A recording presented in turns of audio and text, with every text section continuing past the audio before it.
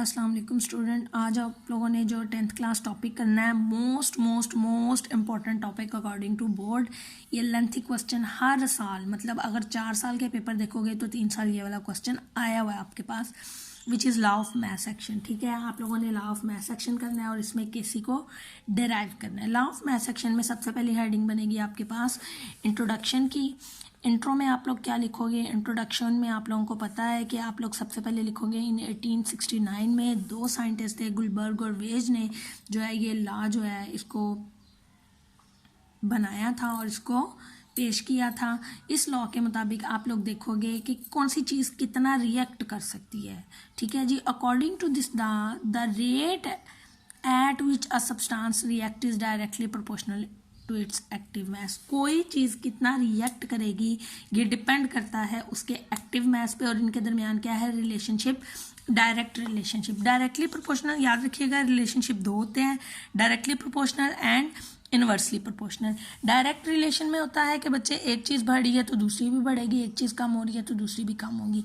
लेकिन inverse relation में क्या होता है, एक चीज़ बढ़ेगी तो दूसरी कम होगी, एक चीज़ कम हो रही है तो दूसरी बढ़ेगी। लेकिन क्या है, उन्होंने क्या है, किसी भी शय के रिएक्ट करने का rate, the substance at which it react is directly proportional to its active मास।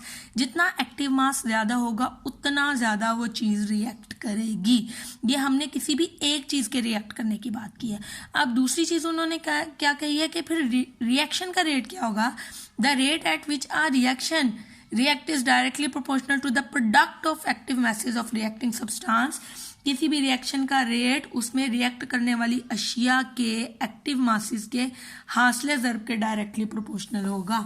अब इसकी क्या चीज़ है, सपोज मेरे पास एक इक्वेशन है a plus B C plus D. ठीक है जी, आपके पास ये रिएक्टेंट है, आपको पता है, ये भी आपके पास क्या है, ये आपके पास प्रोडक्ट है। अब सबसे पहले आपको पता होना चाहिए एक्टिव मास क्या है। अच्छा, एक्टिव मास पे शॉर्ट क्वेश्चन सेपरेटली आता है, डिफाइन एक्टिव मास या how it is represented. Active mass is considered as the molar concentration. आपको पता है चीज़ों को हम मोलैरिटी बनाते थे, सोल्यूशन 9th में पढ़ा था। तो मोलर कंसंट्रेशन जो है किसी भी चीज़ की वो उसका एक्टिव मास है, and it is represented by square bracket, और इसका यूनिट जो है वो मोल पर डेसीमीटर क्यूब है। ये आपको सेपरेटली शॉर्ट क्वेश्चन आता है।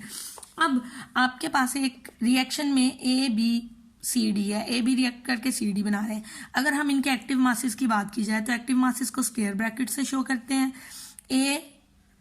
ये ए का एक्टिव मास, ये बी का, ये सी का, और ये डी का एक्टिव मास है। अब मैं इसके लिए केसी को डिराइव करूंगी।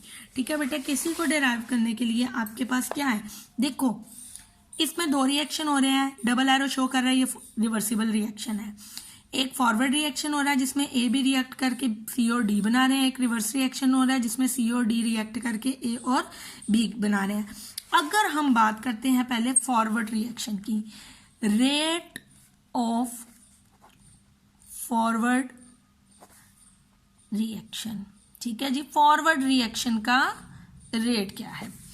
फॉरवर्ड रिएक्शन का रेट क्या है, डायरेक्टली प्रोपोर्शनल। हमने पढ़ा किस चीज के, प्रोडक्ट के। किसके प्रोडक्ट? ये एक्टिव मासेस के, जो रिएक्टिंग सब्सटेंसेस के एक्टिव मासेस का प्रोडक्ट है। इसमें रिएक्ट कौन कर रहा है, ए और बी। स्क्वायर ब्रैकेट है, ये इन दोनों के एक्टिव मास है। ठीक है, इन दरमियान कोई चीज नहीं है। प्रोडक्ट का मतलब होता है मल्टीप्लाई, हासिले ज़र्ब। ये दोनों क्या हो रहे हैं, मल्टीप्लाई हो रहे हैं। ये क्या है, डायरेक्टली प्रोपोर्शनल। यानी कि फॉरवर्ड रिएक्शन का रेट डायरेक्टली प्रोपोर्शनल है प्रोडक्ट ऑफ रिएक्टिंग की active message of reacting substance. अब इस रिएक्शन में रिएक्ट कौन कर रहा है, ए और बी। अब क्या होगा, रेट ऑफ फॉरवर्ड रिएक्शन, जब भी आप प्रोपोर्शनैलिटी के साइन को इक्वलिटी के साइन में कन्वर्ट करते हो तो इसके साथ एक कांस्टेंट लगता है। कांस्टेंट को हम कहेंगे के एफ, ए एंड बी।